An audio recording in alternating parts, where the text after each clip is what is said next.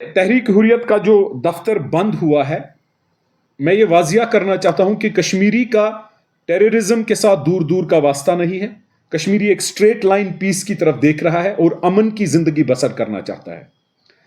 अब यह बात मुझे समझ नहीं आती है, कल तक यहां पर जो सेपरेटिस्ट एक ग्रुप था, कुछ जेलों में है, 10-10, 20-20 साल हो गए, कुछ कब्रिस्तानों में है, कुछ लोग स्टेट प्रोटोकॉल के साथ घूम रहे हैं। मुझे यह बात समझ नहीं आ रही है कि यह कंफ्यूजन या सांप की चाल क्यों चलाई जा रही है। देखिए, हमें नहीं बोलना कि पॉलिसी आपकी यह है, कश्मीरी को कल आप कश्मीरी की ओर उंगलियां नहीं उठाना। कश्मीरी इसका शिकार नहीं है, कश्मीरी को इसके साथ लेना देना नहीं है। यह जिसकी भी पॉलिसी है, यह गलत पॉलिसी है। इसको मैं सेलेक्टिविटी बोलता हूं और इस सेलेक्टिविटी की वजह से अगर किसी को दफ्तर सील किया गया, किसी को एफआईआर किया गया, लेकिन इसी ग्रुप में कुछ लोगों को स्टेट प्रोटोकॉल दिया जाता है। क्यों?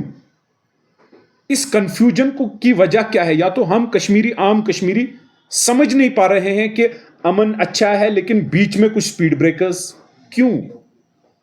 मैं वाजिया करना चाहता हूं, किसी भी कश्मीरी का इस चीज के साथ दूर दूर का वास्ता नहीं है, ना टेररिज्म के साथ, ना सेपरेटिस्ट आइडियोलॉजी के साथ। अब हमारे बच्चे अगर लाइक करेंगे, उनको पकड़ा जाएगा, लेकिन जिन्होंने बड़े बड़े मुल्क के खिलाफ नारे दिए, कुछ जेल में, कुछ कब्रिस्तान में, कुछ स्टेट प्रोटोकॉल के तहत। इस कंफ्यूजन का जिम्मेदार कौन? मैं honourable home minister, honourable LG साहब से यह पूछना चाहता हूं, इस कंफ्यूजन को दूर करने की जरूरत है। यह कंफ्यूजन क्यों क्रिएट किया जा रहा है? क्यों? इससे हो क्या रहा है? मेन स्ट्रीम के कुछ लोग जैसे उमर अब्दुल्ला साहब कल से यह बोल रहे हैं कि मैं बीजेपी के साथ नहीं जाऊंगा, रिजाइन करूंगा, लेकिन वो दिन भी हमें याद है, इलेक्शन से पहले वो उसके बयानात ऐसे थे कि लगता था वो शायद गीलानी साहब की विरासत में ये बयानात दे रहे हैं और उनकी विरासत ये पकड़ेंगे। लेकिन जो ही इलेक्शन खत्म हुआ, रिजल्ट निकला, उन्होंने शॉल की एक संदूक लेकर वो दिल्ली गए और शॉल डीलर बन गए और शॉल डालते गए बीजेपी, आरएसएस और एनडीए के लीडर्स को। उसके बाद ऑनरेबल प्राइम मिनिस्टर जब आए, उन्होंने उसको दिल की गर्मी भी दिखाई, माता की कृपा भी सुनवाई, आरती में बच्चों को भी बिठाया, फारूक साहब ने भजन भी गाए और उसके बाद आसमान में बादल का तिनका नहीं और अपने दिल की गर्मी जाहिर की।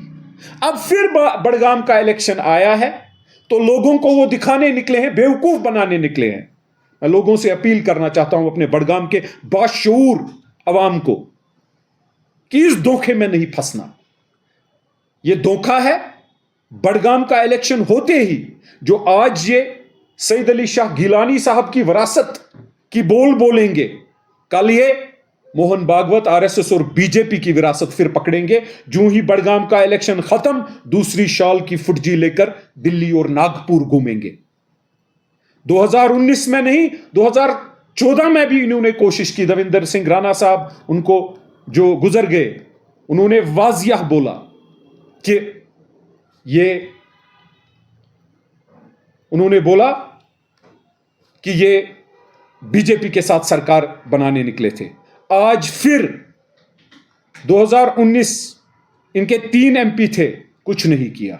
आज फिर बड़गाम में इलेक्शन है तो ये फिर ऐसी बोली बोलेंगे कि लोग बेवकूफ बने और इलेक्शन के बाद कुछ और बोली बोलेंगे। इसलिए मुझे लगता है कि हमें इस जालसाजी में नहीं फंसना चाहिए, हमें इस धोखेबाजी में नहीं फंसना चाहिए और स्ट्रेट लाइन जो हमने पकड़ी है, उस स्ट्रेट लाइन पर कश्मीरी अवाम चल रही है। मैं गुजारिश करता हूं पुलिस डिपार्टमेंट से और बाकियों से, ये जो कंफ्यूजन क्रिएट किया जा रहा है, महबूबा जी जो बयान दे रही है, मुखबिर पार्टी की चीफ जो बयान दे रही है, वो बयान अगर और कोई देगा, उस बयान से कश्मीरी तिहाड़ और तमिलनाडु पहुंचेगा। लेकिन अगर वो देंगी, ये कंफ्यूजन क्यों किया जा रहा है, ये सेलेक्टिविटी क्यों दिखाई जा रही है, ये सेलेक्टिविटी क्यों की जा रही है, ये समझ नहीं आ रहा है।